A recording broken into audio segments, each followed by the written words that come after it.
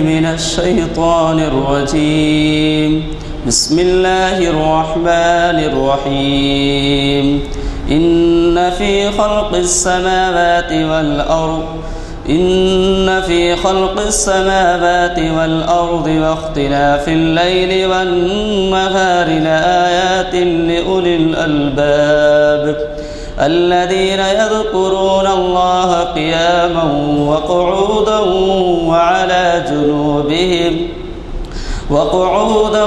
وعلى جنوبهم ويتفكرون في خلق السماوات والأرض ربنا ما خلقت هذا باطلا سبحانك فقنا عذاب النار. ربنا إنك من تدخل النار فقد أخزيته وما للظالمين من أنصار. ربنا إننا سمعنا مناديا ينادي للإيمان أن آمنوا بربكم فآمنا. ربنا فاغفر لنا ذنوبنا وكفر عنا سيئاتنا وتوفنا مع الأبرار. صدق اللہ العظیم. حضرات، جیسے کہ آپ واقف ہیں، ہماری یہ محفل شریعت انفارمیشن سروس کی 641ویں نشست ہے اور یہ منعقد ہو رہی ہے 19 سپٹمبر 2016 عیسوی مطابق 16 ذی الحج 1437 ہجری بروز پیر بعد نماز عصر بمقام کانفرنس ہال جامع مسجد عالیہ گڑھ فاؤنڈری. اور آج کا عنوان توکل کیا ہے اور توکل کس پر. یہ ہمیں مخاطب کر رہے ہیں آپ کے جانے پہچانے مقرر ہیں ڈاکٹر محمد موتین الدین قادری صاحب. یہ صاحب آج کئی دن سے ہمیں مخاطب کرتے ہیں. اللہ تعالیٰ نے نواز دیا ان کو اور آج گورنمنٹ آف آندھرا پردیش کے بہت ہی بڑے عہدے پر پبلک سروس کمیشن ممبر کی حیثیت سے فائز ہیں. میں یہ اس لیے کہہ رہا ہوں کہ باوجود اس کے کہ ان کی ذمہ داریاں بڑھ گئی ہیں اور وہ بہت اہم کاموں میں مصروف ہیں. اس سے پہلے انہوں نے بہت ہی خدمت کی ہے تعمیر ملت کے ایک ذمہ دار کی حیثیت سے، لیکن اس کے باوجود کہ وہ ایسی مصروفیت میں ہیں ہمارے ساتھ ہمارا تعلق انہوں نے برابر رکھا ہے اور ان کی علمی صلاحیتوں سے ہم کو استفادے کا وہ موقع دیتے ہیں. ظاہر ہے کہ آج کل ایک دم ٹریفک اور اس کے مسائل ہیں، تو ان مسائل کی وجہ سے بعض وقت اسپیکرز کو دیر سویر ہو جاتی ہے. ابھی ٹیلی فون پہ بات کی ہے، راستے میں ہیں، ابھی پہنچیں گے وہ. خیر، آپ کو یہ بھی سنا دوں کہ ہماری اگلی نشست چہارشنبے کے دن ہے اور اس دن آپ کے جانے پہچانے اقبالیات کے ایک بہت بڑے اسکالر جناب سید امتیاز الدین صاحب مخاطب کر رہے ہیں. وہ محفل اقبال شناسی کی 866ویں نشست ہے، یعنی ہم 20ویں سال میں انٹر ہو رہے ہیں، 19 سال تک کام کیے ہیں. تو ان کا عنوان ہے اقبال کی ایک نظم کا تجزیہ.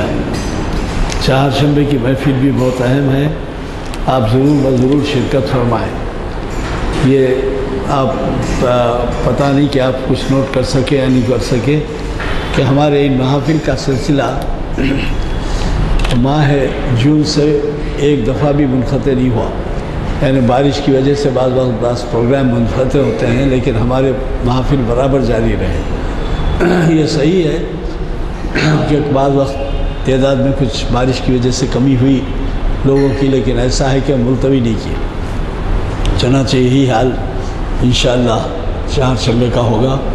اور آپ کو تو پتہ ہے کہ سپٹمبر جو ہے موسم بارہ کا آخری ہفتہ ہے اور یعنی آخری مہینہ ہے، اور اس طرح سے 21 تاریخ کی جو نشست ہے وہ آخری دہے میں ہے سپٹمبر کے. اب ممکن ہو کہ بارش کی زیادتی ہو، لیکن کوشش اس بات کی جائے گی کہ وہ حسب پروگرام اس کا سلسلہ جاری رہے. یعنی چہارشنبے کے دن ہماری محفل اقبال شناسی منعقد ہوگی. حضرات، اس موقع سے فائدہ اٹھاتے ہوئے میں آپ سے گزارش کروں گا کہ سب سے پہلے یہاں پر اقبال شناسی کی محفل 19 سال پہلے شروع ہوئی. اب وہ 19 سال پہلے کی نشست میں جو حضرات تھے اس میں شاید ہی کچھ کم لوگ رہ گئے ہوں گے اب. اور اب وہ نشستوں میں جو شرکت کیے تھے وہ اور ان کی دعائیں اور ان کی خواہشات نیک تمنائیں تھیں جو آج کا یہ سلسلہ ابھی تک برابر جاری ہے.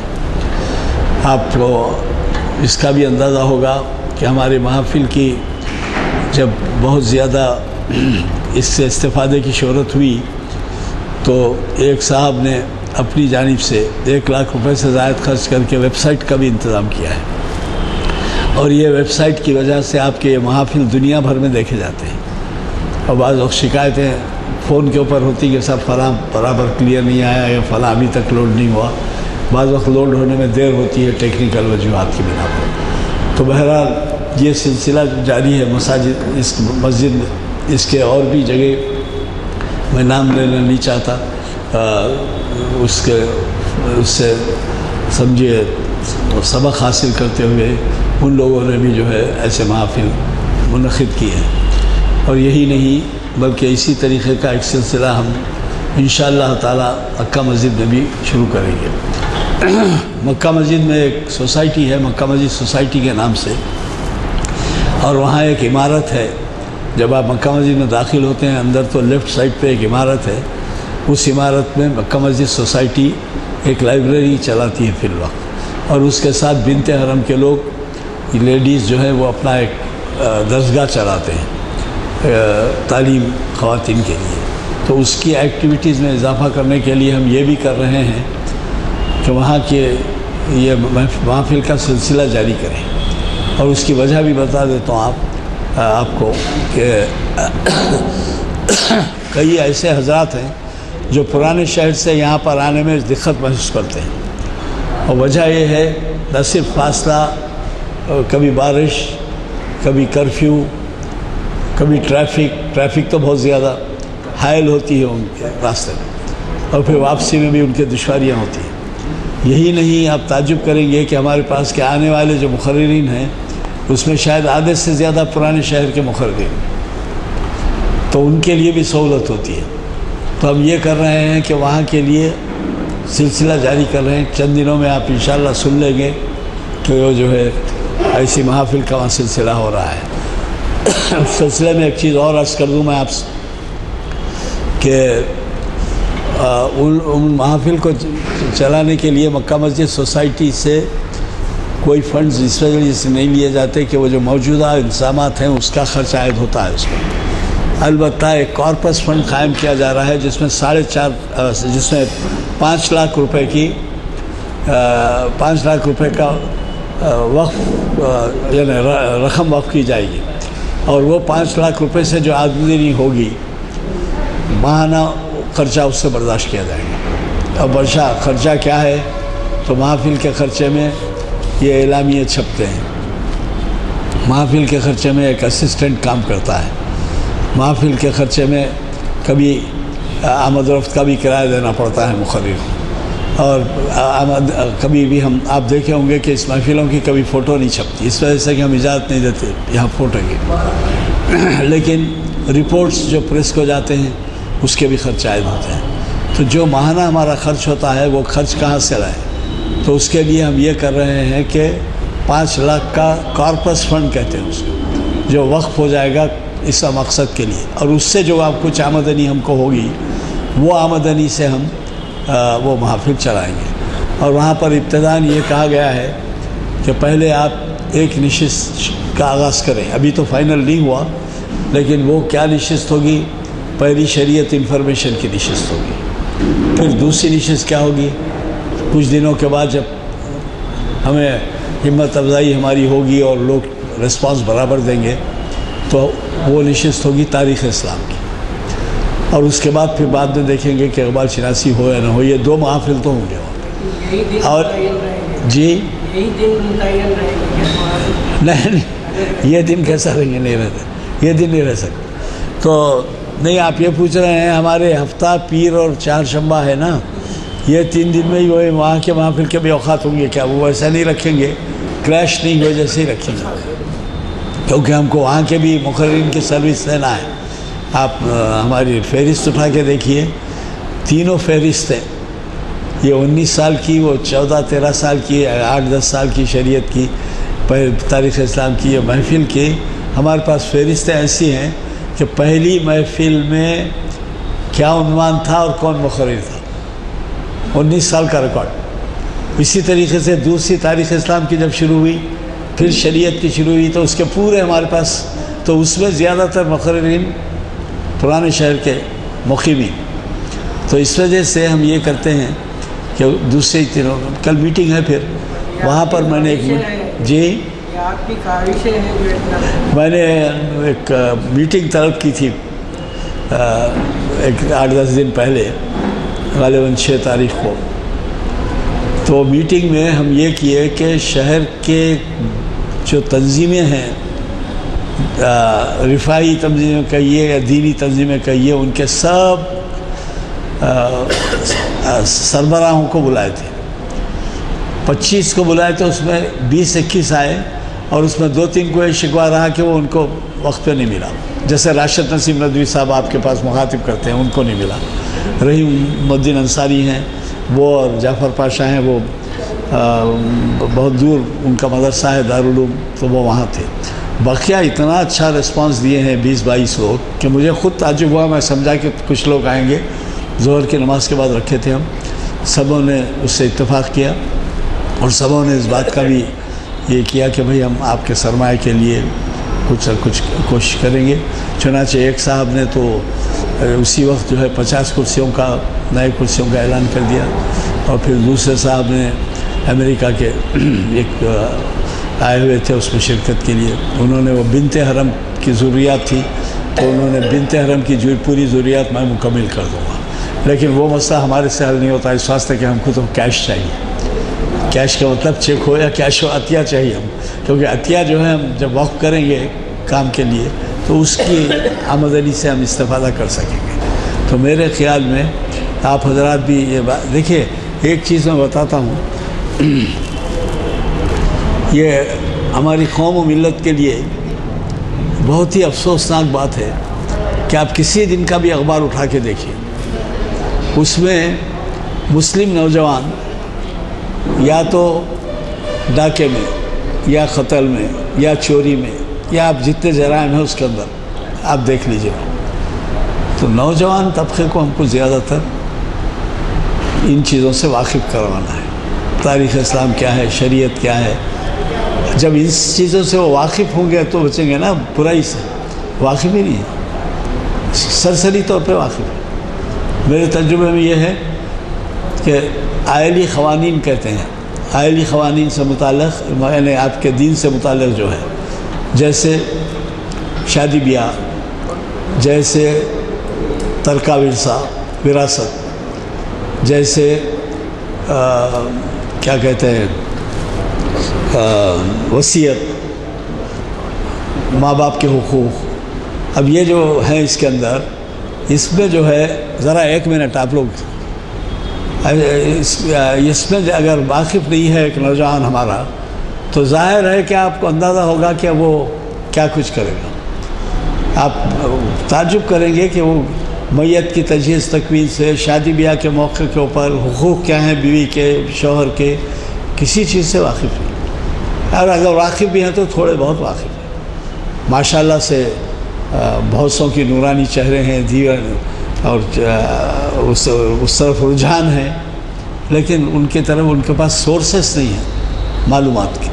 اگر آپ اور یہ پرانے شہر سے تعلق رکھنے والے آپ محسوس کریں گے کہ ہماری آبادی مسلمانوں کی وہاں زیادہ ہے، لہذا وہ جرائم کی تعداد بھی جو میں اخباروں کے حوالے دیا وہ ادھر کے زیادہ ہوتے ہیں، تو اس لیے آپ کا ہمارا فریضہ بنتا ہے، اور یہ ایک بہت ہی نیک کام ہوگا کہ آپ ان کو آئلی قوانین سے واقف کروائیں۔ وقف وہ نہیں جانتے، ہمارے نوجوان یہ نہیں جانتے کہ اللہ اس کے کہ چند جانتے ہوں گے 10%، 15%، اس سے کیا ہوتا ہے عام طور پہ نہیں جانتے کہ وقف کیا چیز ہے۔ خیر بڑے بھی ہیں اس کے اندر، چنانچہ وہ بڑے جو ہے اوقاف کی جائیدادوں کے اوپر جو ہے طرح طرح کی تعویلات پیش کرتے ہیں۔ دیکھیے آپ میں سے کئی لوگ عرب ممالک کا دورہ جدہ کا سب جا کے آئے ہوں گے، وہاں پہ کئی جگہ لکھا ہوا رہتا ہے، خف لکھا ہوا رہتا ہے۔ خف کے معنی ہالٹ، رک جائیے، جیسا آپ گرین سگنل آتا نا، خف لکھا ہوا رہتا۔ تو یہ عربی زبان کی خصوصیت ہے کہ ایک ہی لفظ میں بنیاد بنتی ہے اس کی۔ جیسے مثال کے طور پر میں آپ کو بتاؤں، علم، عالم، علوم، معلوم، سب یہ اس کے گرد گھومتے ہیں۔ اسی طرح وقف میں کیا ہے؟ وقف، واقف، اوقاف، خف، یہ سب جو ہے اس سے بنتے ہیں۔ اب وقف کے معنی جب یہ ہیں تو اصل اس کا منشا کیا ہے؟ وقف جو ہے، میں تذکرہ کر دے رہا ہوں، آپ میں سے بہت سے واقف ہوں گے یا بات بھول گئے ہوں گے۔ جب آپ کسی جائیداد کو وقف کرتے ہیں تو اس کا منشا کیا ہوتا ہے؟ وقف کے معنی کیا ہے؟ آپ یہ جانتے ہیں کہ وقف کی جائیداد ہے، منتقل نہیں ہو سکتی۔ وجہ کیا ہے منتقل ہونے کی؟ نہیں ہو سکنے کی وجہ کیا ہے؟ کوئی اس کی معقول وجہ ہونا نا، بھائی منتقل نہیں ہو سکتی، میں آپ کو نہیں بھیج سکتا، آپ کسی اور کو منتقل نہیں کر سکتے۔ وقف تو عربی یعنی وقف کے معنی ہیں، وقف کے معنی ہیں ٹھہراؤ، یعنی وقف کے معنی ہے جو جائیداد آپ وقف کرتے ہیں وہ اللہ کی ملکیت ہو گئی۔ کیا ملکیت جو ہے خدائے قدوس کی ہو گئی، گھر ہو، پیسہ ہو، زمین ہو، کھیت ہو، باغ ہو، وقف کے معنی وہ اللہ کی ملکیت ہو گئی۔ اللہ کی ملکیت میں آپ دخل نہیں دے سکتے۔ اوقاف، محکمہ اوقاف اس چیز سے ڈیل کرتا ہے کہ اللہ کی ملکیت کے اندر آپ کون ہوتے؟ جب کوئی شخص وقف کر کے جاتا ہے تو اس کو اللہ کی ملکیت بنا دیتا ہے، چاہے وہ مکان ہو، پیسہ ہو، کوئی چیز ہو، حلال کی کمائی، یہ جو ہے وہ وقف کر دیتا ہے۔ وقف کرنے کے معنی وہ اللہ کی ملکیت میں دے دیتا ہے۔ اب یہ جھگڑا کیوں ہے؟ اوقاف جو ہے اس میں ناکام ہو رہا ہے کہ اللہ کی ملکیت میں جو لوگ دست درازی کر رہے ہیں ان دست درازیوں کو روکے، ان کے اصلاح کرے، ان سے جو جائیدادیں واپس حاصل کرے، وہ نہیں ہو رہا۔ تو یہ میں آپ سے عرض کر رہا تھا کہ یہ علوم جو ہے یہ بہت صحیح ہے، ہم دین کو فالو کر لیتے ہیں، اللہ کے فضل سے ہم میں ہر کوئی نماز کی پابندی کرتا ہے، تلاوت کرتا ہے، خیر خیرات کرتا ہے، اسلام کے جو 5 ارکان ہیں اس ارکان کی طرف توجہ کرتا ہے، سب صحیح ہے۔ لیکن سوال یہ ہے کہ آپ کی نوجوان نسل کے لیے آپ کیا کر رہے ہیں؟ اس سے پہلے نوجوان نسل کے لیے انتظام تھا، نظام گورنمنٹ، اخلاقیات پڑھائے جاتے تھے غیر مسلموں کو، مسلمز کے لیے دینیات تھی، کچھ بھی نہیں ہے۔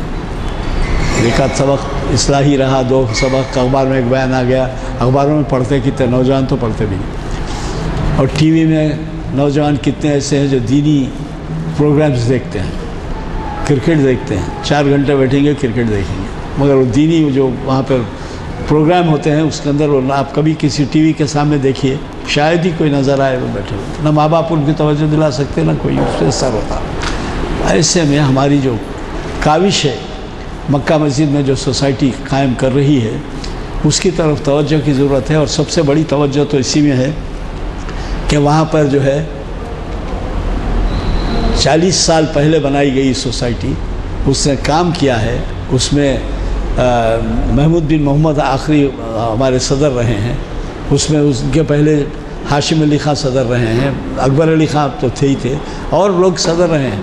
اب یہ سال 1.5 سال 2 سال سے چونکہ کام نہیں ہو رہا تھا، خواہش ہوئی کہ بھائی بنائی جائے، تو آصف پاشا کو خواہش کی گئی بنی، تو آصف پاشا سال 1.5 سال تک مجبور نہیں ہو سکتا میرے سے بول رہے، اور ہمیشہ میرا نام لیتے رہے، کیوں نہیں یزدانی صاحب کو وہاں کریے، تو اچھی بات ہے، بلکہ میں سال 1.5 سال تک تو نہیں لیا، اب ذمہ داری لیا ہوں وہاں کی، اب وہ جو ہے آپ سے گزارش اس وجہ سے ہے کہ بحیثیت سے صدر و معمول ہوا ہوں، آپ کو اگر اپنے حلقے میں اس وجہ سے کہہ رہا ہوں کہ بعض وقت ہوتا یہ ہے کہ بعض لوگ آپ کی رہنمائی چاہتے ہیں کہ بھئی ہم یہ کچھ پیسہ دینا چاہتے ہیں، پیسہ لگانا چاہتے ہیں، کہاں دیں، کس سے دیں، تو بہترین کام ہے آ کے ہمارے پاس معائنہ کیجیے۔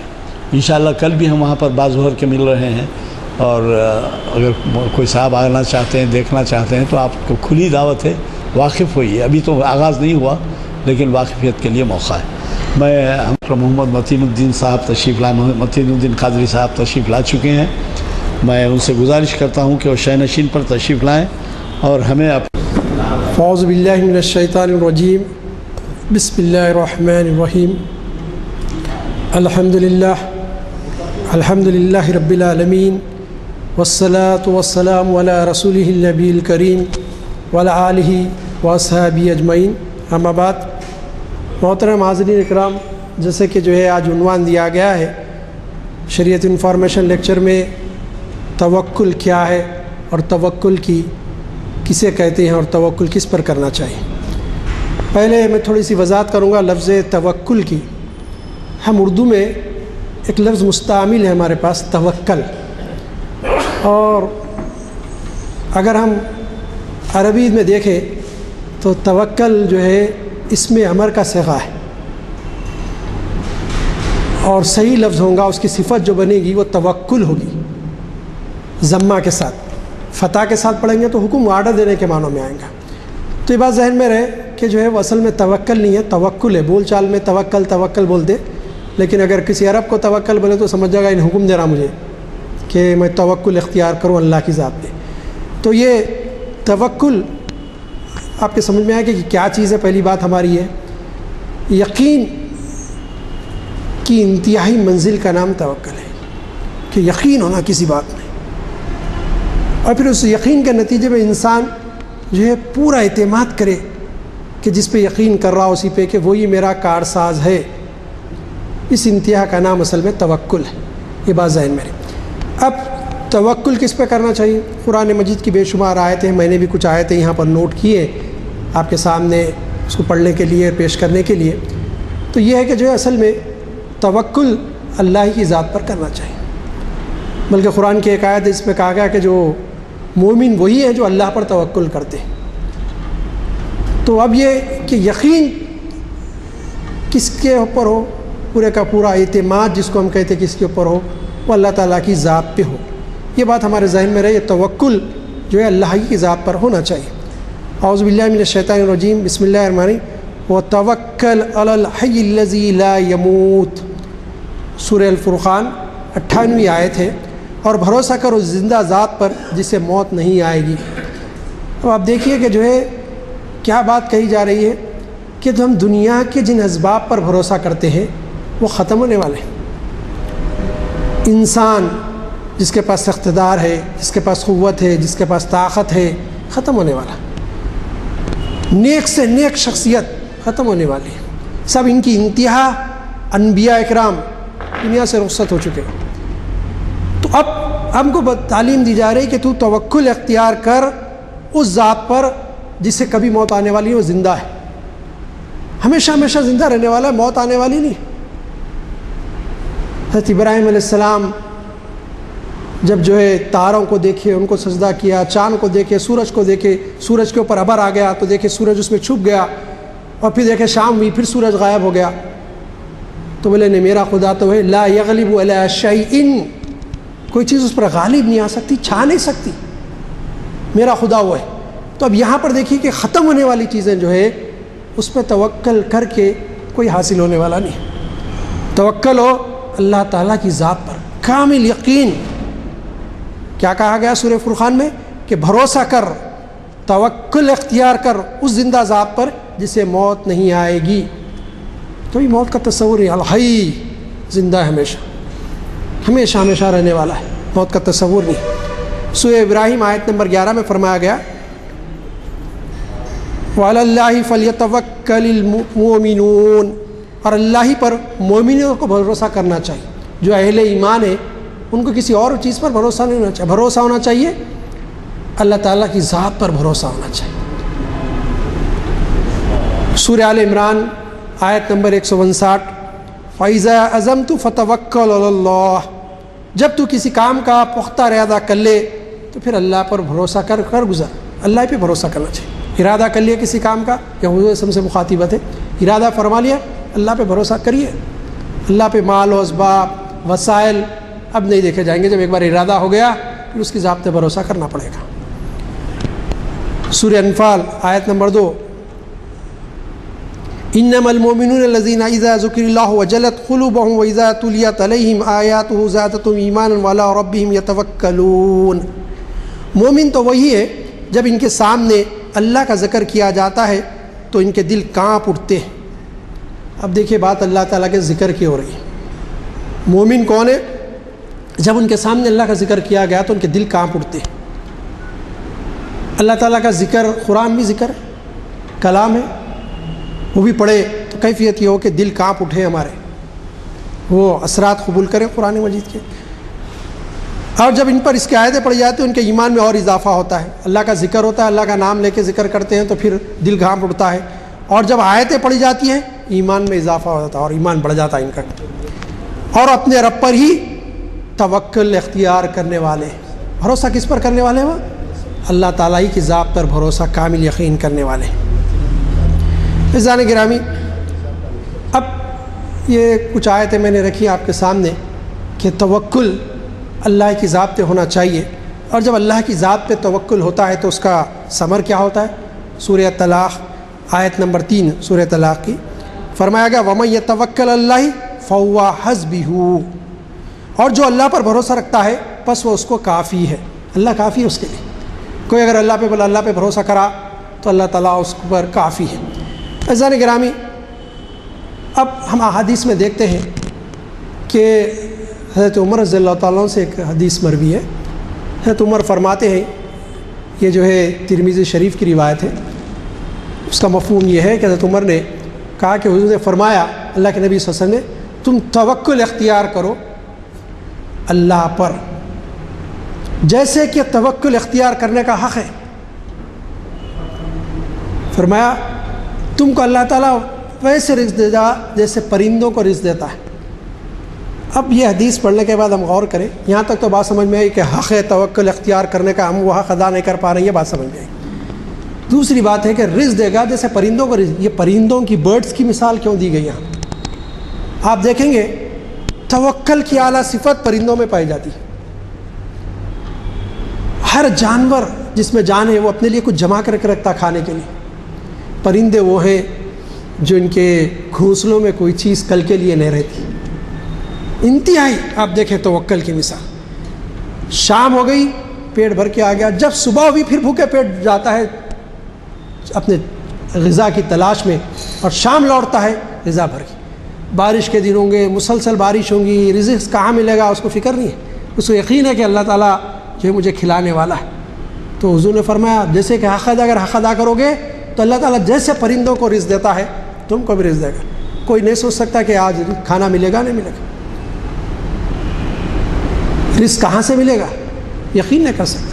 قرآن میں اللہ تعالیٰ نے انسانوں کے بارے میں فرمایا ہم نے تمہارا رزق لکھ دیا، جو بچہ پیدا ہوتا ہے اس کا رزق لکھ دیا جاتا ہے۔ اب ہم بڑے پریشان ہوتے کہ کیا ہوگا، ہو جائے گا۔ تو یہ کہ جو ہے پرندوں میں توکل کی صفت اعلیٰ درجے کی صفت ہوتی ہے، انہیں کل کے لیے اٹھا کے نہیں رکھتا۔ آپ حشرات الارض جانوروں میں دیکھیے جمع کرتے، چونٹی کو دیکھیے جمع کر کے رکھتی ہے اپنے لیے۔ درندوں کو دیکھیے کھائے تک کھا کے بچے سے چیز کو چھپا دیتے، گھاس پھوس میں مٹی کے اندر دبا دیتے، پھر آ کے کھاتے اس کو۔ پرندہ نہیں، کل کے لیے رکھے گا نہیں۔ تو یہ کہ جو ہے حق ہے توکل کرا کہ ہر چیز اسی کے اوپر چھوڑی جائے، یقین میری اپنی صلاحیتوں پر نہیں، اپنی طاقت پر نہیں، اپنی قابلیت پر نہیں، اپنی کوششوں پر نہیں، اپنی کاوشوں پر نہیں، بلکہ یہ کہ جو کچھ ہے یہ اللہ تعالیٰ کی طرف سے، میں اسی پر چھوڑتا ہوں اس معاملے میں، یہ ہونا چاہیے۔ تو کیا ہوتا ہے اب یہ دیکھیے کہ جو اللہ پر بھروسہ رکھتا ہے بس وہ حدیث بھی اس کو کافی ہو جاتا ہے وہ اللہ تعالیٰ۔ تو ام سلمہ رضی اللہ تعالیٰ سے ترمذی میں، ابو داؤد میں یہ روایت ہے، اور اس کو حدیث حسن بھی کہا جاتا ہے کہ جو ہے حضرت ام سلمہ فرماتی ہے جب کبھی حضور گھر کے باہر نکلتے تو پڑھتے بسم اللہ توکلت علی اللہ۔ دیکھیے کہ میں اللہ ہی پر توکل کر کے شروع کرتا ہوں، اللہ کے نام سے، اور اسی پر توکل کرتا ہوں، اللہ ہی پر توکل کرتا ہوں۔ فرمایا گیا کہ جو اس طرح پڑھ کر نکلتا ہے شیطان کے شر سے محفوظ ہوتا ہے۔ آگے روایت میں آیا کہ وہ اس کا معاملہ یہ ہوتا ہے کہ ایک شیطان جو اس کے پیچھے پڑا رہتا ہے، دوسرا شیطان اس کو دیکھ کے بولتا ہے اس کو چھوڑ دے، اب اس کو اللہ کی طرف سے نور ہدایت مل چکا ہے تو اس کا کچھ بگاڑ نہیں سکتا۔ کہ گھر سے باہر نکلتے وقت اللہ پہ توکل کر نکلنے کا یہ بڑا معاملہ ہو جاتا ہے۔ عزیزان گرامی، بہت سارے واقعات تاریخ اسلام کے ہیں جس میں ہم اللہ پر توکل کرنے کی مثالیں بیان کر سکتے، لیکن میں اس موقع پر سیرت طیبہ کے حوالے سے کچھ واقعات آپ کے سامنے رکھوں گا کہ ہم دیکھتے ہیں کہ کس طرح حضور اکرم صلی اللہ علیہ وسلم کی حیات مبارکہ میں ہم کو توکل کی صفت ملتی ہے، کیفیت ملتی ہے۔ اس سے پہلے کہ حضور کے واقعات کا تذکرہ کروں، حضرت ابراہیم علیہ السلام، اگر آپ دیکھیں کہ زندگی کا ہر لمحہ بس اللہ پر یقین، اسی کی ذات پر یقین کامل، توکل ان کی زندگی میں پورا۔ روایتوں میں آتا ہے کہ جس وقت آگ میں پھینکا جا رہا تھا اس وقت بھی انہوں نے کہا کہ بس میں اللہ ہی پر توکل کرتا ہوں۔ جبریل امین آئے اور کہا کہ اگر آپ اجازت ایک پر ماروں آگ بجھ جائے، کہا کہ وہ مجھے نہیں دیکھ رہا ہے جو میرا خالق ہے، تو جبریل نے کہا وہ دیکھ، بس پھر توکل، میں اس پہ توکل کرنے والا ہوں، مجھے چھوڑو، مجھے ضرورت نہیں ہے تمہاری۔ تو یہ کہ یقین کی یہ کیفیت کہ اللہ تعالیٰ ہے، ہم دیکھیں گے یہ پایا جاتا ہے۔ جس وقت حضور اکرم صلی اللہ علیہ وسلم مکہ مکرمہ سے ہجرت فرما کے مدینہ طیبہ آ رہے تھے تو آپ جانتے کہ حضور نکلے حضرت ابوبکر صدیق رضی اللہ تعالیٰ عنہ کے ساتھ غار ثور میں جا کے پناہ لی۔ اب دوسرے دن صبح سارے قریش کے سرداروں نے اعلان کر دیا کہ جو محمد صلی اللہ علیہ وسلم ان کو گرفتار کر کے لائے گا اس کو 100 سرخ اونٹ انعام میں دیے جائیں۔ سب نکلے اور ڈھونڈتے ڈھونڈتے پورا ڈھونڈ لیا اس طرف، اب دوسری طرف اس کے مخالف سمت پہ آئے، اب ادھر ڈھونڈنے لگے، ادھر تو دکھے نہیں، ایک ایک سے پوچھے تو بولے نظر تو نہیں آئے، تو بولے ہو سکتا ہے مخالف سمت میں جا کے چھپے، غار ثور تک آ گئے۔ حضرت ابوبکر صدیق کو حضور نے فرمایا دیکھو، کہنے لگے وسلم میں دیکھ رہا ہوں کہ قریش کے سرداروں کے پیر نظر آ رہے ہیں، اور حضرت ابوبکر صدیق کو ڈر پیدا ہوا۔ انہوں نے کہا اللہ کے نبی صلی اللہ علیہ وسلم مجھے اس بات کا خطرہ ہے کہ اگر وہ چھپ کر اپنے پیروں کی طرف بھی دیکھے تو ہم نظر آ جائیں گے۔ اس وقت کیا فرمایا ابوبکر، 2 کے ساتھ ایک تیسرا ہے، کیا وہ تیسرا تمہارے لیے کافی نہیں؟ پھر ذرا خوف کی منزل سے نکالنے فرمایا، قرآن کی آیت ہی بن گئی لا تحزن ان اللہ معنا، حزن مت کرو اللہ ہمارے ساتھ ہے۔ یہ یقین کہ میرا کوئی کچھ نہیں کر سکتا، اللہ تعالیٰ میرے ساتھ ہے، یہ یقین بندے مومن کو وہ اعلیٰ صفت ادا کرتا ہے جو بہادری کی صفت ہم کہتے ہیں۔ بے خوفی کی کیفیت پیدا ہو جاتی ہے، میں کسی چیز کا خوف نہیں سوں، میرا خدا، میرا رب، میرا پروردگار، میرا اللہ میرے ساتھ ہے۔ وہ یقین کی منزل میں پہنچ جاتا ہے کہ وہ کبھی اپنے آپ کو تنہا محسوس نہیں کرتا، یہ سمجھتا ہے کہ میں ہوں، کوئی نہیں ہے میرے ساتھ، لیکن ہے میرے ساتھ اللہ تعالیٰ کی ذات۔ قرآن میں فرمایا گیا وَهُوَ مَعَكُمْ أَيْنَمَا كُنْتُمْ، تم جہاں کہیں ہو اللہ تمہارے ساتھ ہے۔ یقین میں ہونا مگر اس بات کا کہ میں جہاں بھی ہوں اللہ تعالیٰ میرے ساتھ ہے، وہ خاص کیفیت اپنے اندر پیدا ہونا یقین کی۔ صاحب یہی ہم دیکھتے ہیں کہ حضور کی حیات طیبہ میں کیسی کیفیت کہ دشمن غار کے قریب ہے، کوئی ساتھ میں نہیں، صرف ابوبکر ہے، اور خوف کھا رہے ہیں کہ پکڑ گرفتار کر لیا جائیں گے۔ فرمایا نہیں، وہ 2 کے ساتھ تیسرا بڑا مددگار ہے، اس پہ یقین کرنا چاہیے۔ پھر فرمایا حزن و ملال مت کرو ابوبکر، بے شک اللہ ہمارے ساتھ ہے۔ تو یہ کیفیت ایک بندے مومن میں اصل میں توکل کی پیدا ہونا چاہیے۔ عزیزان گرامی، کسی میں یہ صفت پیدا ہوتی ہے تو یہ صفت وہ کام کرتی ہے کہ ایک ڈوبتے کو ایک بڑی چٹان کا سہارا جب مل جاتا ہے، کیا کیفیت ہوتی ہے اس کی؟ ایک آدمی ڈوب رہا تھا، ہاتھ پیر مارا، ایک چٹان لگ گئی اور اس کے اوپر چڑھ کے بیٹھ گیا، اب وہ موت کے منہ سے بچا، کتنا خوش ہوتا ہے۔ اگر توکل پیدا ہو جائے، توکل پورے کا پورا اندر جذب کر لے، وہ صفت توکل کی ہمارے اندر آ جائے، ہم دیکھیں گے کہ خوف ہراسانی کے ماحول میں آزمائشوں میں جب مبتلا کر دیا جائے، مشکلات اور مصائب بڑے بڑے پہاڑوں کی شکل میں ہمارے سامنے کھڑے ہو جائیں، ہمارا راستہ روک کر، راستہ کہیں سوچتا نظر نہ آتا ہو، کیفیت یہ ہے کہ کل میری صبح ہوگی کہ نہیں ہوگی، یہ کیفیت انسان کی ہے، لیکن اگر اس کے دل میں وہ توکل کی صفت اس کے اندر موجود ہے تو آپ دیکھیں گے کہ وہ شاہس پر شاہس رہے گا۔ دوسرے بولیں گے بیوقوف ہوگا کیا ہی نہیں، بھائی اس کو کیا ہے، بیوقوف دکھ رہا ہے، نہیں تو کچھ وہ سوچ رہے نہیں، بولے گھبراہٹ آ رہی نہیں اس کے اوپر، بولے اس کے لیے تو حالات پورے خراب ہیں، لیکن وہ یقین کرے گا کہ میں تو اس کی ذات پہ بھروسہ کرتا ہوں، ان حالات کو بدلنے والا ہے۔ یہ اندھیرا ٹوپ ظلم و ستم کا، خوف ہراسے کا، یہ ختم ہونے والا ہے، اور اللہ تعالیٰ مجھے امن و سکون کے اجالے میں لانے والا ہے۔ یہ کیفیت پیدا ہوگی توکل سے، اور یہ ایسی عظیم چٹان ہے جو ہے بڑے سے بڑے طوفان اور طغیانی سے تم کو بچانے والی ہے۔ توکل ایسی صفت ہے، طوفان میں کوئی گرا ہوا ہے تو وہ اس سے بچانے والی ہے۔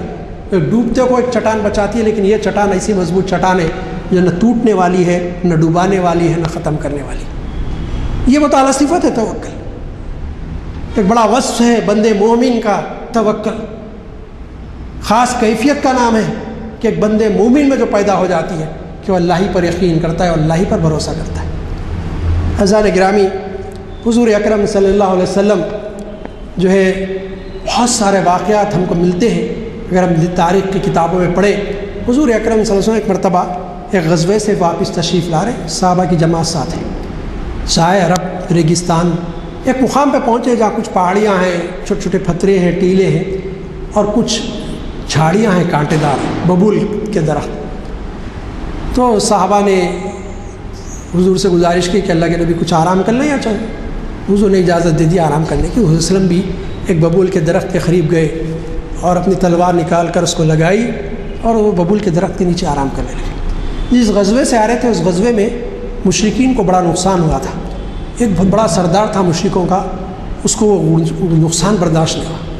اس نے کہا کہ بھائی اصل معاملہ یہ کہ ان پوروں سے لڑنے کے بجائے نعوذ باللہ من ذالک حضور اکرم صلی اللہ علیہ وسلم کو قتل کر دیا جائے تو سارا معاملہ ختم ہو جائے گا۔ اب وہ تنہا اپنے گھوڑے پر سوار پیچھا کر رہا قافلے کا، پہاڑیوں کے سلسلے میں چھپ کے دیکھنے لگا، یہ تو مسلمان آرام کر رہے، اطمینان سے دیکھتا رہا۔ جب دیکھا کہ سب پھیل گئے، کیونکہ گرمی بڑی تمازت بہت زیادہ ہوتی ہے رب کی، تو کوئی کسی چٹان کے سائے کے نیچے، کوئی درخت کے نیچے، کوئی جہاں سہارا مل گیا چلے گئے سب، اور حضور اسم تنہا سو رہی۔ اب وہ جانور پہ سے اترا، آہستہ آہستہ چلتے ہوئے حضور کے پاس پہنچا، اور فوراً اس جو ہے جھاڑی سے آپ کی تلوار نکال لی۔ ویسے وقت حضور اسم کی آنکھ کھل گئی، لا تخافونی، کیا ڈرنے ہو؟ تو آپ کو پوچھا، انہوں نے فرما لیا۔ تو اب غصہ ہے اس کو، بلا من یمنعک منی، بلا آپ کو کون بچا سکتا ہے مجھ سے، کیونکہ آپ تو لیٹے ہوئے ہیں اور میں کھڑا ہوا ہوں، میرے ہاتھ میں تلوار ہے۔ آپ دیکھیے یہ منظر، اور اس منظر میں اللہ کے نبی صلی اللہ علیہ وسلم کے بجائے آپ اپنے آپ کو رکھیے تصور میں، خیالت میں جا کے دیکھیے کہ اگر میں ہوں وہاں میرا عمل کیا ہوگا۔ ہم میں سے بہت سارے ہماری کیفیت مائی باپ تو ہی میرے کو بچا سکتے، ہماری کیفیت ہوگی کہ نہیں ہوگی؟ حضور اکرم صلی اللہ علیہ وسلم کی زبان سے نکلا اللہ، یہ توکل ہے، وہ مجھے بچانے والا۔ اب یہ حضور اکرم کی زبان سے اللہ کا نام نکلنا، ایک جلالی کیفیت طاری ہو گئی ہے، بس اس کی تلوار چھوٹ گئی ہاتھ سے۔ حسن تلوار اٹھا لی، پوچھا وَمَن یمنعک منی، بیٹا اب تک تو مجھے بول رہا تھا مجھے کون بچاتے، اب بول تجھے کون بچانے والا ہے مجھ سے؟ بولنے لگا آپ کریم اور شفیق باپ کے کریم بیٹے، میرے ساتھ عفو و ذل کا معاملہ کریے، چھوڑ دیجیے مجھے۔ حسن نے فرمایا کلمہ پڑھ لے، یقین کرتا ہے کہ میں اللہ کا نبی ہوں اور نہیں ہوں کوئی معبود سوائے اللہ کے، تو بولا یہ تو نہیں کر سکتا، لیکن میں ایک اور چیز آپ کے سامنے رکھنا چاہتا ہوں۔ انہوں نے فرمایا کیا ہے بتا؟ تو کہا کہ میں اس بات کا وعدہ کرتا ہوں اگر آپ مجھے چھوڑ دیں گے میں کبھی آپ سے نہیں لڑوں گا اور آپ کے ساتھیوں سے بھی نہیں لڑوں گا، اور نہ کبھی ان کی مدد کروں گا جو آپ سے لڑنا چاہتے ہیں، آپ کے ساتھیوں سے لڑنا چاہتے ہیں۔ انہوں نے فرمایا جا چھوڑ دیں۔ جب اپنے ساتھیوں کے پاس آیا تو لوگ پوچھے کہاں گیا تھا تو کہا تم سب عرب میں سب سے عرب کے بہترین شخصیت کے پاس سے میں ہو کے آ رہا ہوں۔ سب بولے ایمان لا لیا گیا؟ بولا ایمان تو نہیں رہا لیکن بہت بڑے کریم ہے، وہ چاہتے تھے مجھے ختم کرتے، مجھے چھوڑ دیا انہوں نے، لیکن اب میں تمہارا ساتھ نہیں دے سکتا، وعدہ کر کے آیا ان سے۔ تو آپ دیکھیے کہ جو ہے اس منزل میں بھی جب کہ جو ہے بڑے بڑے بہادروں رستم زماں کے قدم لڑکھڑائے جائے، دل کانپنے لگ جائیں، ہاتھوں میں لرزب اندام ہاتھ پیر ہو جائیں، اس کیفیت میں بھی حسن کی توکل کی کیا کیفیت تھی، معراج پر پہنچی ہوئی تھی وہ صفت۔ فرمایا اللہ بس اللہ ہی ہے جو مجھے بچانے والا، مجھے کسی کی خوف نہیں، کسی چیز کا پرواہ نہیں، تیرے ہاتھ میں تلوار ہے، تلوار کاٹ نہیں سکتی مجھے، تلوار مجھے ختم نہیں کر سکتی تیری، کیونکہ میرا بچانے والا اللہ وہ ذات ہے تنا جو مجھے دیکھ رہی۔ اس لیے عزیزان گرامی یہ دنیا سے بے خوفی، دنیا کی طاقتوں سے بے خوفی، کسی چیز سے مسلمان گھبراتا نہیں، مومن گھبراتا نہیں جب اس میں توکل کی صفت پیدا ہو جائے۔ توکل نہیں ہے تو پھر معاملہ پھر بگڑا ہوا ہے۔ یہ کیفیت پیدا ہو کہ مجھے ہے بچانے والا، میرا نگہبان، میرا رب، میرا پروردگار ہر حال میں دن کے اجالوں میں مجھے دیکھتا ہے، رات کے اندھیروں میں بھی دیکھتا ہے، عوام کے ازدحام میں ہوتا ہوں تو دیکھتا ہے، تنہا بھی ہوتا ہوں تو اس کی نظروں سے میں پوشیدہ نہیں ہوں، میرے پہ نظر ہے اس کی، وہ مجھے دیکھتا ہے۔ یہ خاص کیفیت جو ہے پیدا ہو توکل کی کہ جو ہے اللہ تعالیٰ ہر حال میں مجھے دیکھنے والا۔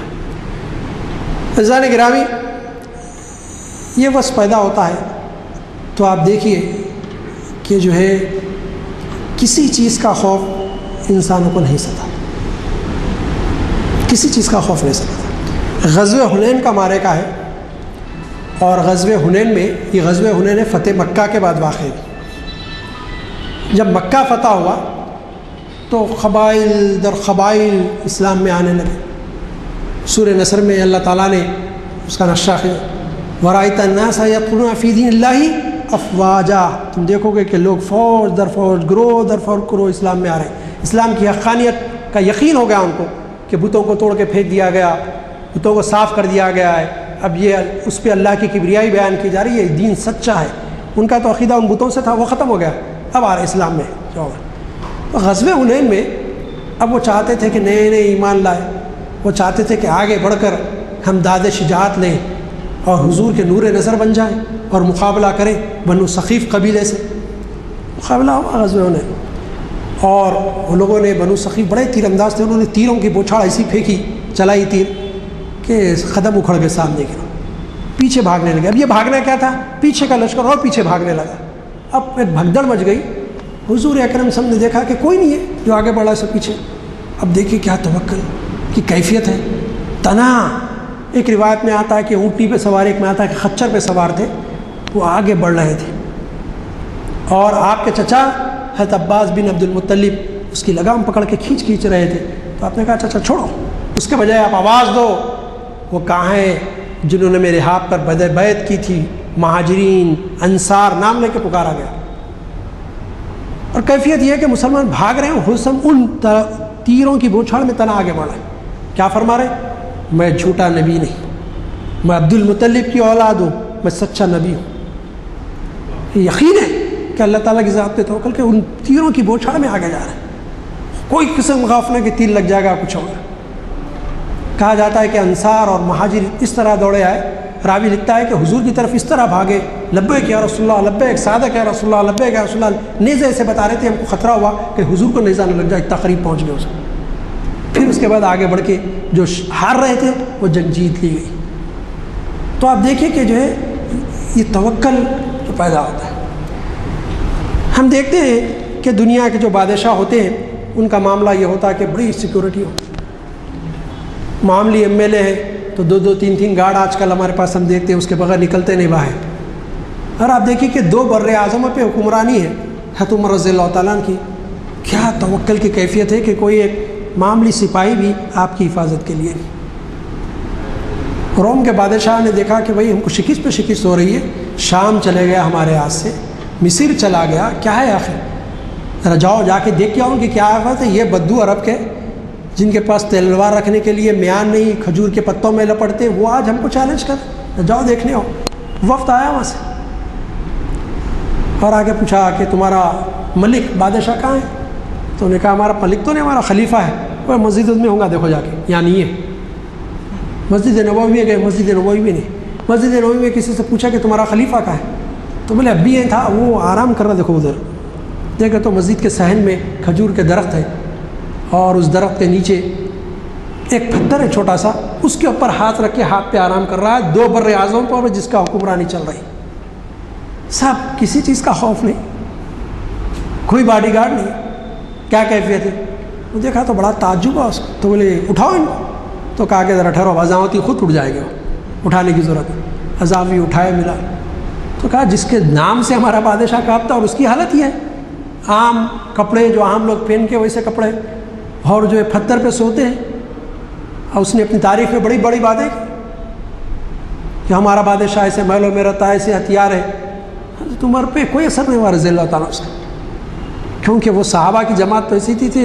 حضرت کو دیکھا تھا ان کا توکل، اور انہی کی تربیت سے وہ توکل کی صفت ان کے اندر پیدا ہوئی تھی. وہ کیا کسی چیز کو کسی کا اثر ہونے والا، کوئی ان پہ کوئی معاملہ ہونے والا. حضرت عمر بن عاص کے بارے میں آتا ہے، چلے گئے ایران کے دربار میں.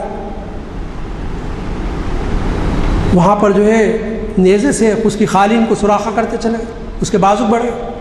وہ دیکھا والا یہ کپڑے پہننے کو صحیح نہیں، ہتھیار سے نہیں، کیا لڑتے ہم سے؟ کیا پیغام لے کے آؤ تم لوگ؟ تم بدو خانہ بدوش زندگی گزارنے والے، ہم ایک تمدن یافتہ قوم، ہم سے لڑنے کے بعد؟ تو آپ نے دعوت دی دین کی. بلا یہ سب میں نہیں مانتا، چلو ان لوگوں کے اوپر مٹی کے ٹوکرے، مٹی بھر کے ٹوکرے دے دو ان کو، سروں پہ رکھ. خوشی خوشی لے کے آ گئے. لوگوں نے پوچھا کیا مٹی لائے؟ تو بولے بغیر لڑے انہوں نے ہمارے کو اپنی زمین دے دی، بولے ہمارا قبضہ ہونے والا. کیا یقین دیکھی، اللہ تعالیٰ ہم کو دینے والا ہے. کسی چیز کی دنیا کی کوئی طاقت ایسی نہیں تھی کہ جو ان کے راستے میں رکاوٹ ہو جائے. صحابہ کی ایک جماعت چلی، وہ جو ہے عراق کے علاقے میں فتح کرنے، دریا شاید دجلہ دریا تھی، بڑی فل فلو پہ تھی. رات کا ٹائم کیسے جائے؟ تو اور قلعے کے جو ایرانی لشکر تھا ان کو اطلاع تھی کہ جو ہے مسلمانوں کا آ رہا ہے، وہ پوری تیاری سے تھے. تو اور دیکھے کہ تو دریا سے تو آ نہیں سکتے. پھر بھی ایک سنتری جاگتا رہا، ادھر سے ادھر پھرتا تھا دیکھتے ہوئے. دیکھا تو کیا ہے، دریا میں رات، آدھی رات کے وقت سفید سفید گھوڑوں پہ سفید سفید شملے بانے لوگ آ رہے ہیں. بولا نہیں، دریا میں اتر گئے. بس ان کے سپہ سالار نے گھوڑا ڈالا، ساری فوج اتر پڑی دریا میں. یہ تو دریا اتنے فلو پہ گھوڑا بھی ٹک نہیں سکتا، یہ تو کیسے آ جا رہے چل رہے تھے. وہ یقین ہو گیا اس کو کہ یہ انسان نہیں ہو سکتے. پکارنا شروع کرایا، دیودن آمدن، دیو آگے دیو آگے. پورا قلعہ بغیر لڑے چھوڑ کے بھاگ گئے. پورا ساز و سامان کے ساتھ پورا حوالے ہو گئے. کہ کوئی چیز کیفیت یہ کہ توکل کی، اللہ ہی پر بھروسہ، کسی چیز کا خوف نہیں. اس لیے علامہ اقبال نے اسی واقعے کے پس منظر میں کہا، دشت و دشت ہے دریا بھی نہ چھوڑے ہم نے، بحر ظلمات میں دوڑا دیے گھوڑے ہم نے. عزیزان گرامی، اگر ہم اسپین کی فتح کا معاملہ دیکھیں، طارق ابن زیاد کو دیکھیں، 4000 4500 کا لشکر اور 1 لاکھ کی فوج مد مقابل. آنے کے بعد کیا چیز تھی؟ کہا کہ کشتیوں کو جلاؤ. کمانڈر بولنے لگے امیر کیسے ہوگا یہ؟ کہا بس حکم. بولے واپسی کا چارہ ہی نہیں. ہم جس ذات کے اوپر بھروسہ کر کے نکلے، اس کے نام کے لیے نکلے، یا تو اس کے نام کا پرچم اس ملک میں گاڑ دیں گے، یا پھر ہمارا خون اس زمین میں جذب ہو جائے گا. اور 4500 کے لشکر سے 1 لاکھ کے لشکر کو شکست دے دی اور اسپین میں قبضہ کر لیا. آپ دیکھیے کہ کیا منزل تھی. تو یہ کیفیت بے خوفی کی پیدا ہوتی ہے. اللہ کی ذات پر یقین کامل ہوتا ہے کہ وہ ہر وقت میرے ساتھ ہے، میرا مددگار ہے. تو انسان کو کسی قسم کا خوف نہیں ہوتا، بے خوفی سے ہر جگہ جاتا. 10 باڈی گارڈ بھی رہتا ہو، لوگوں کو خوف لگا رہتا کہ کون مارنے والا ہے، کوئی مار دے گا کیا مجھے، کیونکہ ان کو اللہ تعالیٰ کی ذات پر یقین نہیں ہوتا. اور جو بندے مومن کو اللہ کی ذات پہ یقین ہوتا ہے وہ بڑا بے خوف ہوتا ہے، کسی چیز کی خوف نہیں. اللہ ہے میرے ساتھ حفاظت کرنے والا. عزیزان گرامی، میں ان باتوں کے بعد ایک بات آپ کے سامنے عرض کرنا چاہوں گا کہ بسا اوقات جب ہم اس قسم کی باتیں سنتے تو ہمیں سمجھتے ہیں کہ ہم کچھ نہ کریں اور اللہ پر توکل کر کے ہاتھ پہ ہاتھ دھرے بیٹھ جائیں. یہ نہیں ہے توکل کے معنی. توکل کے مفہوم مطلب یہ نہیں ہے کہ آپ خالی بیٹھے رہے بھائی اللہ کر لے، اللہ کرے، اللہ دلائے گا، اللہ دے گا، اللہ سے ہو جائے گا. نہیں، ہم کو جو تعلیم دی گئی تم کوشش کرو، اسباب سارے تم فراہم کرو، اب اس کے بعد جب معاملہ ہے تو معاملہ اللہ پہ چھوڑو. تمہارے اسباب پہ کامیابی کا دار و مدار نہیں ہے، تمہاری کوششوں پہ نہیں ہے، بلکہ اب توکل کرو کہ اللہ چاہے گا تو مجھے کامیابی، یقیناً اللہ مجھے کامیابی دینے والا ہے.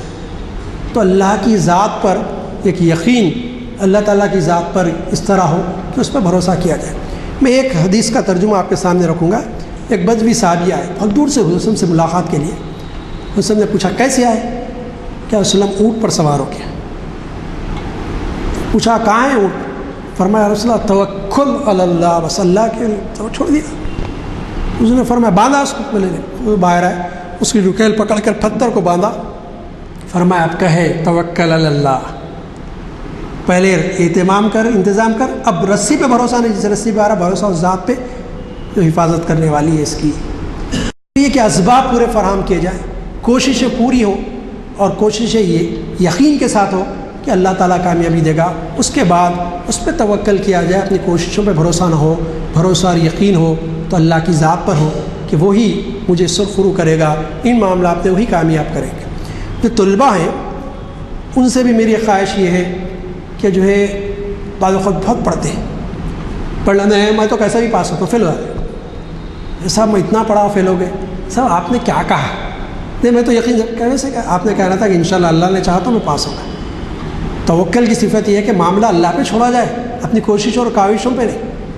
تو یہ کہ ہر معاملہ اپنے تجارت کا معاملہ ہو، دنیا کی داری کا معاملہ ہو، دین کا معاملہ ہو، سب میرے اعمال اللہ نے چاہا تو وہ قبول کر لے گا، وہ بخشے گا. سب مجھے سب یقیناً اس کی ذات پہ یقین ہے، لیکن میں اپنے اعمال پہ یقین نہ کر سکتا کہ یہ اس قابل ہے کہ اس کے دربار میں قبول ہونا.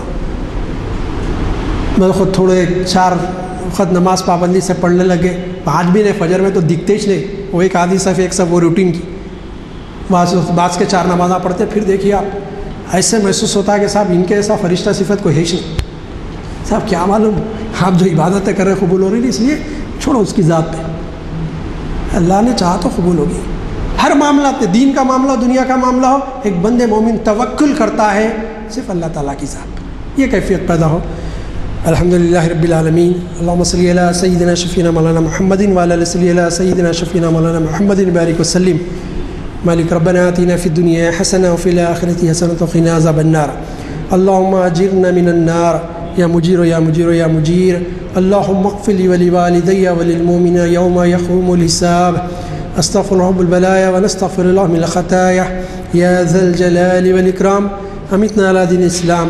اللہم نسألک رضاک والجنہ ونعوذ بک من سخطک والنار، نعوذ بک من سخطک والنار. اللہم طہر قلوبنا من النفاق. یا اللہ تعالی ہم کو توکل کی وہ صفت عطا فرما دے. مالک ہمیں وہ توکل کی کیفیت پیدا فرما دے. مالک ہم آپ ہی پر بھروسہ کریں اور آپ ہی سے امید رکھیں، ہمیں یہ کیفیت پیدا فرما. مالک رحم کا، کرم کا، فضل کا معاملہ فرما. جو ہمیں بیمار ہیں ان کو شفا کلی عطا فرما دیجیے. جو پریشان حال ہیں ان کی پریشانی کو دور فرمائیے. مالک خطۂ عالم میں جب مسلمان پریشان ہیں ان کی پریشانی کو دور فرما دیجیے. مالک ہم آپ سے رحم کرم کے طلبگار ہیں، ہمارے ساتھ رحم کا، کرم کا، فضل کا معاملہ فرمائیے. صلی اللہ تعالیٰ علی خیر خلق محمد وآلہ وصحبہ اجمعین برحمتک یا ارحم الراحمین.